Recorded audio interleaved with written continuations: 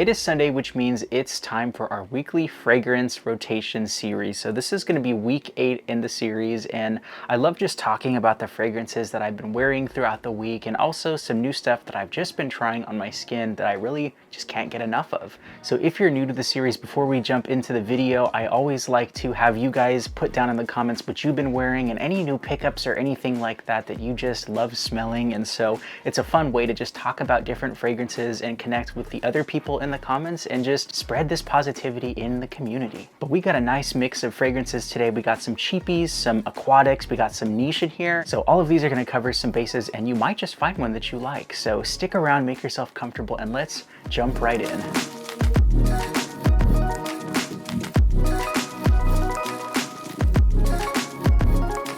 Welcome everyone, I'm Eli with Common Sense, and it's wonderful to have you. So for Monday, I decided to go with a fragrance that I hadn't picked up in a while, and I forgot how amazing this stuff was. This one is from the house of Bvlgari, and this is Bvlgari Aqua Marine.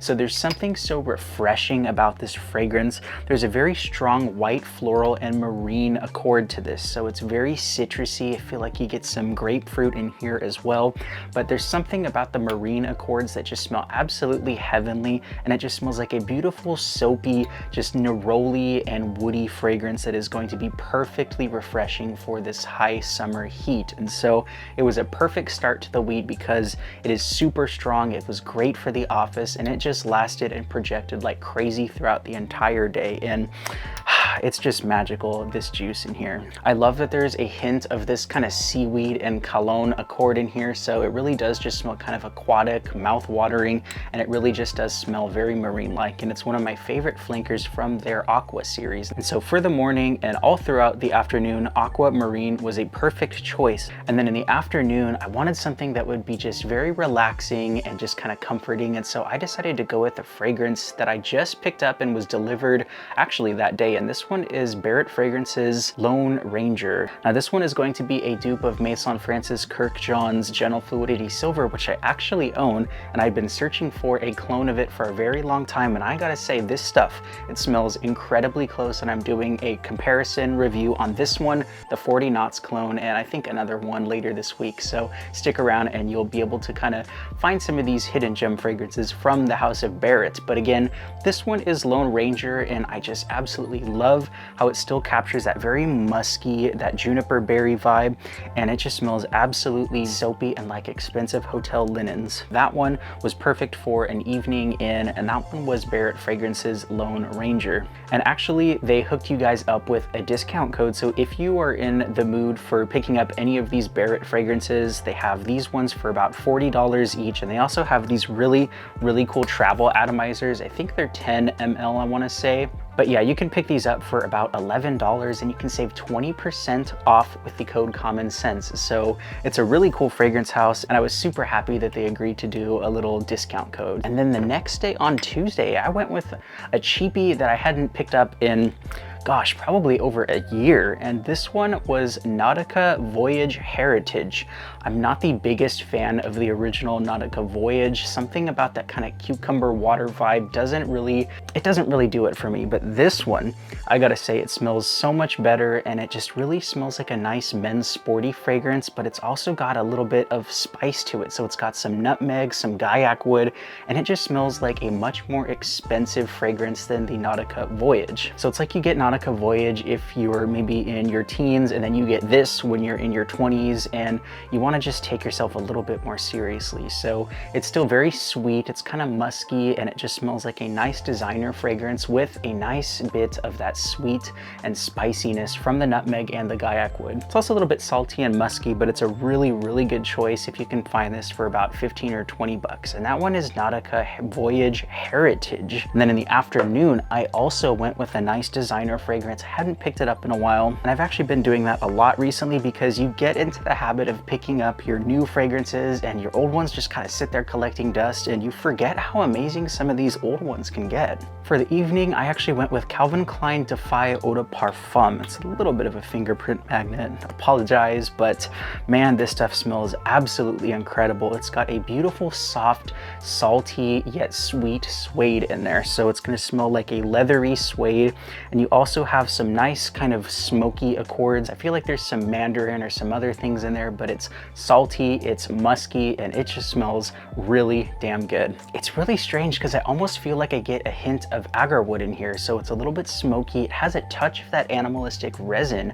I don't know if that's actually an official note. I haven't looked at the notes in quite a while, but you do get some of that nice citrusy orange kind of vibe in the opening, but at the same time, it's very leathery and it has a touch of that animalistic flair. I want to say I actually got this one for about $40 or so for the 100 ml bottle, and that is a perfect price for this stuff because it will last you a good 6 or 7 hours, and you know, it's cheap because you can just keep spraying yourself throughout the day if it does kind of die down a little bit sooner. But I absolutely love this stuff and fell in love with the juice again, and that one is CK Defy Eau de Parfum. Next up, on Wednesday, I decided to pick up a really cool office fragrance. This one is Salvatore Ferragamo's Uomo Casual Life. Now this one's got a really cool thing going on because it's got some coffee, it's got some violet and orris kind of vibes in there, and it also has some ambroxan. So it's gonna smell very masculine, it's gonna smell modern, and it has a nice hint of that coffee. So I feel like I was a little disappointed when I first picked this up because I thought this was gonna be a coffee bomb, but you know, over time and over the years that I've sprayed this on, I actually do really enjoy it because if coffee's too strong and it's too, you know, a coffee forward fragrance, it can be a little cloying, and I don't think it does that here because it smells a little bit green, it's kind of earthy, and it's got a little bit of a floral thing going on with the kind of violet and the orris in here, but the coffee really smells nice, and the musk and the kind of ambroxan make it smell very modern, and it's very well blended. So this is a really cool, unique coffee fragrance if you don't want your typical, you know, coffee house and leather fragrance, but this one's really, really good, and it's fresh and great for the spring and summer. And that one is Salvatore Ferragamo's Uomo Casual Life. Evening time, I actually picked up a Bath and Body Works fragrance. They make some really cool fragrances. A lot of them are very mainstream, but this one I feel like is a hidden gem, and this one is Marble. Yeah, this is definitely very designer and it's very safe, but it is a good choice. It is a solid choice for about 35–40 bucks. This one again is Marble, and it's got a beautiful amber wood accord, so it's gonna smell very ambery, it's woody, and it has an aquatic vibe going on it. And something in it actually reminds me a lot of the Valentino Uomo Acqua fragrance. So, you know, just those Valentino Uomo fragrances in general are a little bit, you know, they're kind of bubblegummy, they're aquatic, and they just have that really nice, sweet, aquatic shower gel vibe going on. And this kind of captures that while doing its own thing. So next time you're at a Bath and Body Works, check out Marble because it's a really nice, safe, kind of comforting fragrance, and you could definitely wear it to bed, which I've been doing a little bit recently, and it just smells really nice. It's pleasing, it's a good blind reach fragrance, and I don't think you're gonna regret picking this one up. So they also sell the little tiny bottles and I think the sanitizers, so there's tons of different ways to get this fragrance, but you know, I like this bottle. And that one is Bath and Body Works Marble. Thursday, I had a really busy day in the office, and I decided to just wear a nice blue fragrance to get me through the entire day, and this one did not disappoint. This is a new one from the house of Giorgio Armani, and this one is Acqua di Gio Profondo Parfum. This is the 2024 release. It's not the Acqua di Gio 2024, this is Parfum. This basically takes the original Acqua di Gio Profondo DNA, which is that beautiful marine-like kind of salty citrus fragrance twist to the original Acqua di Gio, and I feel like it tones it down, it makes it a little bit darker, and it takes a little bit more of an inspiration from the OG Acqua di Gio Profumo. So it's basically the best of both worlds, and again, it tones down a little bit of that kind of musky ambroxan mineralic tones from the original Profondo, and instead makes that really nice kind of dark, slightly smoky, woody aquatic in the Profumo. So this one really was nice, and it lasted me all day, and it was super strong off my skin. I could smell it well into the evening, and that one is Acqua di Gio Profondo Parfum. There's a lot of P's. Giorgio Armani loves their P's in their names. And in the afternoon and the evening, I decided to pick up one of my fragrance bottles way from the back of the shelf and kind of bring this out because I felt like it was a little bit neglected and I had maybe only worn it once or twice. And this one is Paris Corner's African Leopard, and I honestly don't even know if you can pick this one up anymore. I haven't really been able to find anything online. I remember I got this one from TripleTraders, and since then there's nothing in stock and there's only like 2 reviews on it, so I don't even know if they make this fragrance anymore. But either way, this one is such a beautiful fragrance, and it is not the same as the Fragrance World Afro leather. So they are different, but I would still like to do a comparison on them. But this has such a beautiful, smoky, just smooth leather and agar wood. It's a little bit animalistic, and it does share a lot of the same qualities of the original Memo African leather. It's got this really cool kind of resinous ambery quality to it, so it's a little bit sweet, it's a little bit spicy, and I feel like you also have some cumin in here, so it's going to smell a little bit ethnic and just beautifully spicy, Middle Eastern and Oriental. Yeah, this is not a cheap smelling fragrance by any means. I know there are some cheap leather fragrances that could smell a little screechy,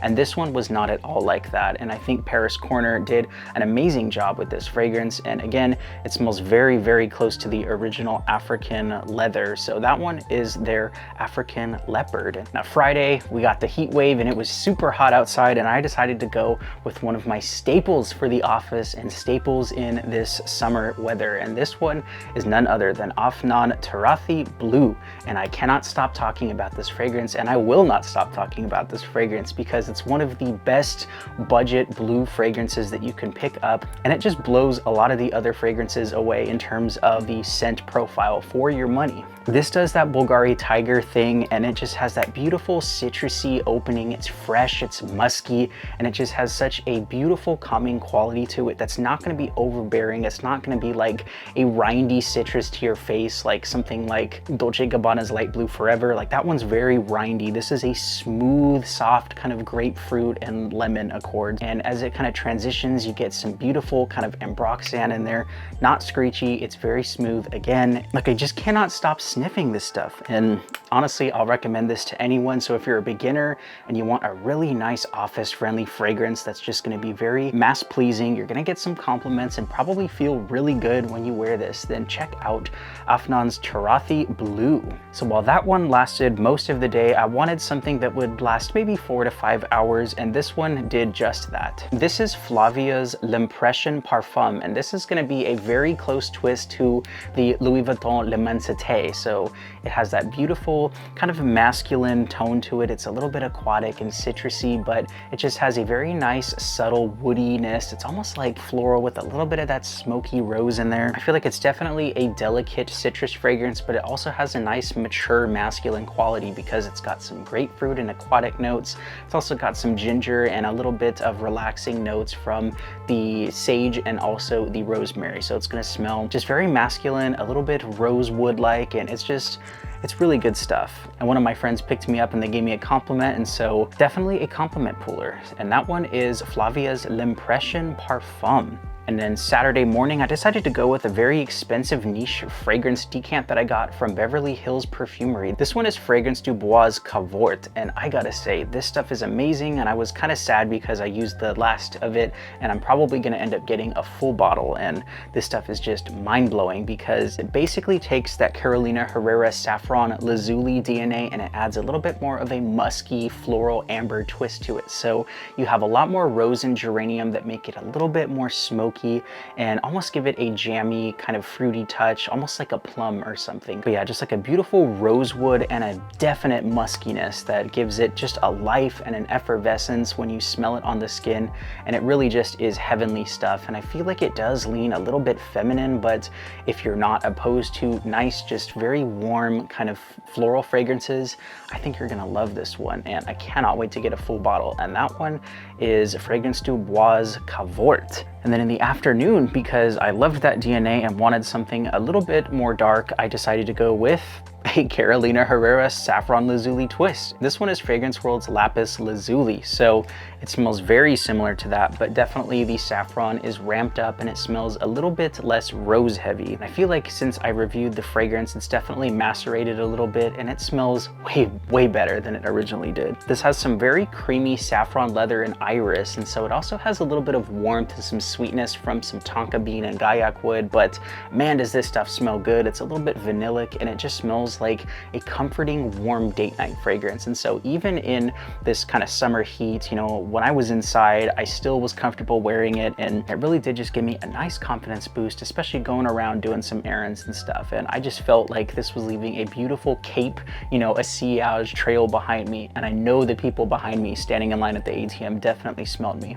This one's really good, and I highly recommend picking this one up for about that $30 to $40 mark. And that one is Fragrance World's Lapis Lazuli. Now this morning, I was also just kind of continuing the spirit of grabbing old fragrances from the back of the shelf, and I went with Lattafa Pride's Shaheen Gold. Now this fragrance was one of the first Middle Eastern fragrances I picked up, and since then it has aged into a beautiful, beautiful summer date night fragrance. This basically has a ton of pineapple, fig, and vanilla in there, and a lot of people have drawn some comparisons to Jean-Paul Gaultier's Le Beau. I can kind of see that, but this is really doing its own thing because the pineapple is very citrusy, it's very sweet and juicy, and that fig and vanilla just make it smell very creamy. And I think originally when I picked this up, the tonka and some of the spices in there were a little bit overbearing, but since then it's definitely mellowed out and it smells a ton more expensive and smooth than it originally was. Yeah, once this kind of dries down on the skin, I can still smell it from earlier today, and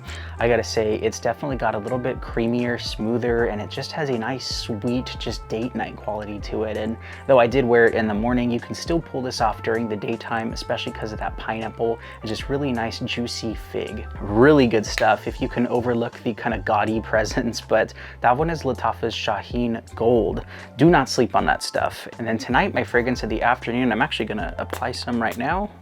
Just picked it out, and this stuff smells amazing. This one is Barrett Fragrances Coffeehouse Couture, and this is going to be their twist on Bond No. 9's new Haarlem. So this definitely does that coffee, lavender, and patchouli thing with a lot of that beautiful sweet vanilla and amber in here, and it really does just smell incredible. It's smooth and it has a little bit of a medicinal kind of powdery lavender, but once you let it kind of calm down, it gets a little bit darker and it just smells so smooth, creamy, and just very, very relaxing. That Coffeehouse Couture almost takes on a chocolatey gourmand touch in the dry down, and it smells like a chocolatey vetiver. It's just very, very interesting. It smells so good. And this is exactly how I want to smell before a new week starts and, you know, the madness starts again. I'm like 90% sure I sampled new Haarlem. It's been a while since I've smelled it, but I can say with certainty that this smells very smooth and very, very pleasing and relaxing. And that one is their Coffeehouse Couture by Barrett Fragrances.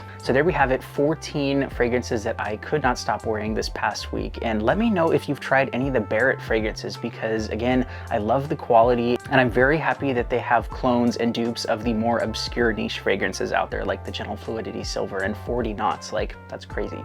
And if you were new to the channel, please consider subscribing, because I love making these videos and sharing them directly with you. So everybody stay safe out there. It's been a pleasure. I'm Eli with Common Sense. Until the next time, bye-bye.